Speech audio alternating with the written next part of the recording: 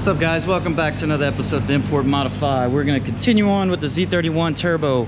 On this episode, what we got in store is we got to get the ride height a little bit better, because if you look at the wheels here, I just installed some 255s. So last episode we were having issues with 265s in the front. I got new tires, we put them on. Now I did take it out for a couple rips just to fill it out with the suspension at the ride height it's at.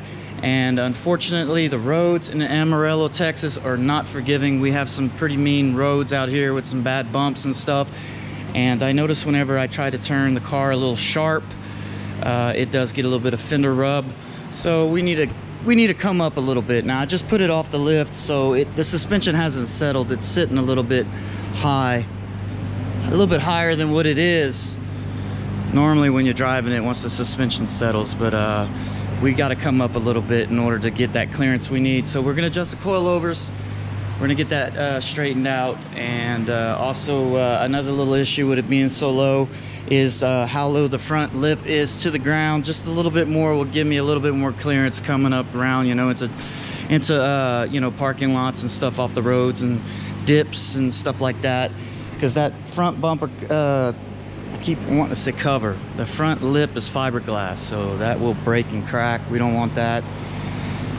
But yeah, once we get this thing right, we're gonna go ahead and take it on some rips on this episode, guys. And you know, from there, we gotta think about the next step in this car build, and that's gonna be the Mega Squirt. So I do have the Mega Squirt. We gotta get the pigtail for that. I need to do a pin out on the ECU and get a game plan going so we can integrate that pigtail into the factory harness. And then from there, we'll be able to start tuning and everything on this car, and that's gonna be pretty cool. So step by step by step, y'all know the process. Let's go ahead, get this thing up on the lift, get the wheels off, and make some adjustments to the coilovers.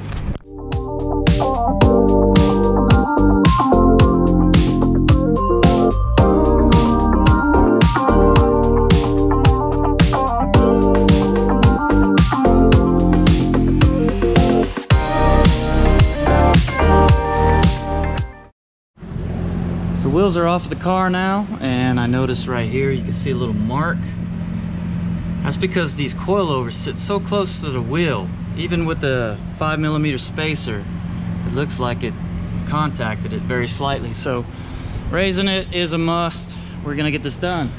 All right, so I have these tools right here, and they look to be about the same size. So I pulled out all three because I couldn't find the Power Tricks specific tool.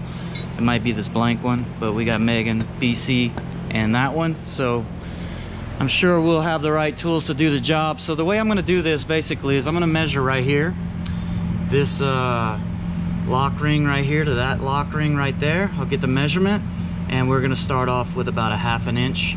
We're gonna raise it, so we'll get a ½ inch up from where we were at right here, and that should give us a half of an inch raise. And on the rears don't interfere at all. They're not a problem, but I don't want it to look kind of funky with the fronts being higher so much more than the rears. So maybe a ½ inch to a ½ inch. Maybe we'll just do ½ inch front and rear to start with. So basically that's how I do it, man. It's pretty simple. Basic measuring tape. Measure what you got. I like to, you know, put it nice and flush up on the bottom. And it looks like we got, you know, a little bit over 2 1/4. So we know a ½ inch from there. 2 3/4 should be about a ½ inch. We'll do that front, and then we'll do the same on the rear. Take the measurement, and then that should give us our ½ inch ride height raise, and then we'll see how it is from there. So let's go ahead and do this.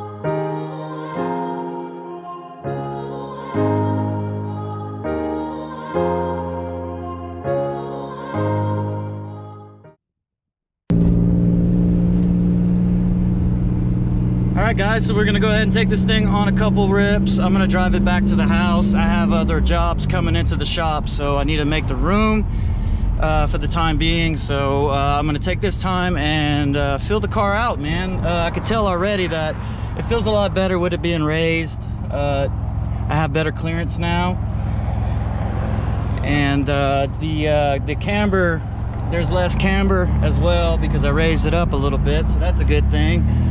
But there's still a lot of negative camber.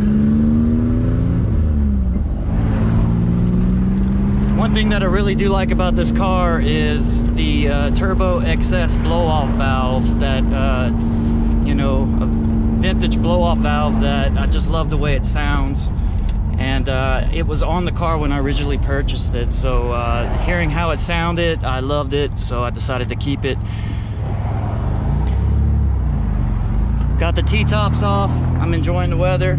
I do have my hat on with the beak forward because I am a little bit sunburned in the face, and direct sunlight on it kind of burns right now. One thing I really don't like about this fuel controller I have is different times of the year. I noticed that when I'm driving it, I have to constantly make adjustments on the idle and stuff like that. The higher RPM range stays pretty constant, but the idling and stuff like that, I have to mess with it. All right, come on, guy. Here we go.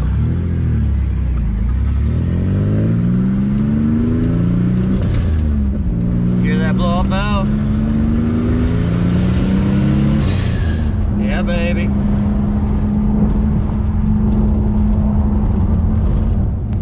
Yeah, it feels a lot more confidence inspiring with it being a little bit higher, because with the way it was, man, it just did not feel right at all. I can't explain it, it's hard to explain, but just you know, a good bump, it would, you know, tires would rub or whatever if I'd be turning angles. Look at my steering wheel. Oh man, shake it, look.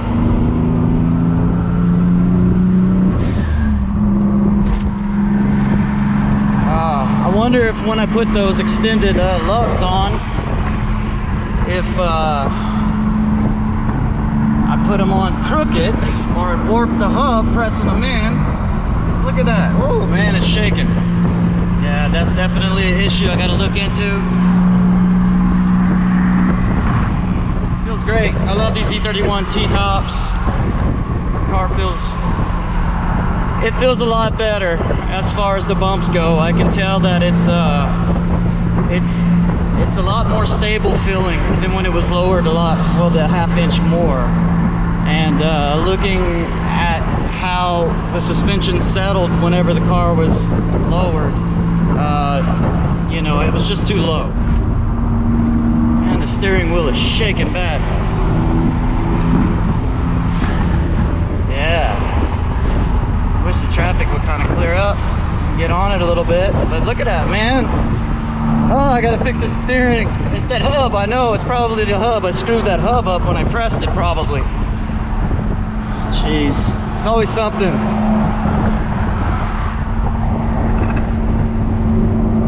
Oh, the steering wheel, it's all shaking like crazy. Give it a little rip. Ready?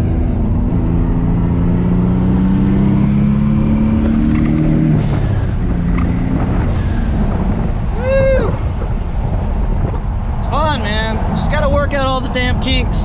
The steering, you know, I didn't see that happen. I didn't drive it that fast last time, but yeah, I got a damn shake in the front end, so I got to take care of that and figure that out. So yeah, when I drove up to the house, the temperature did get a little bit past the middle mark, but it's coming back down, just letting it idle.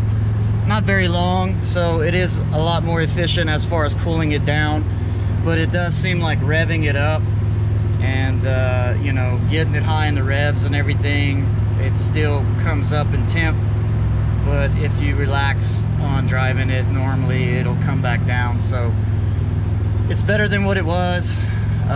The only thing that I can think that would definitely improve the problem with the radiator is to, like, I put these right here, I welded these in to make the radiators parallel. I could get some more pipes like that and have them welded in on that side, and then it would truly have both sides parallel, and that would improve the flow and also improve the cooling. But what's cool about this is like R&D, you know, you're doing fab work on these cars and stuff, and you have to drive them and figure things out as you go. So that's where I'm at on this. So as you can tell, it's come back down quite a bit already, so it's good enough for now. Next step is the Mega Squirt, definitely. Well, with the suspension settled now, it sits just a little bit above the tire, which still good look, you know. I mean, it looks really good whenever the tires are all tucked up underneath, but just for everyday practicality, it's just not gonna work around Amarillo. But all in all, I'm pretty happy with the way it looks. And I was thinking about that shake that I was getting in the front, and I was led to believe that it's the hub, because when I pressed it, it did put quite a bit of pressure on that hub. But I did use a socket on the backside, so I'm thinking maybe it could just be some hub-centric rings that I need to get that would maybe solve that issue. So I'm gonna try that. I'm gonna go ahead and get some God, it's such a hard thing to say. Hub-centric rings for this for these wheels to mate up perfectly to the hubs, and see if that lessens the vibration. Also, I can reconfirm the balancing of the wheel. Sometimes those techs, they don't balance them right, especially whenever there's new guys in training. But she's sexy. I like her. I dig her a lot, man. Well, guys, I hope y'all enjoyed this episode, and I'm gonna go ahead and wrap things up. Next episode's up in the air. I'm just gonna leave it at that. So thank y'all all for watching. Like, comment, subscribe, and share. Y'all peace out.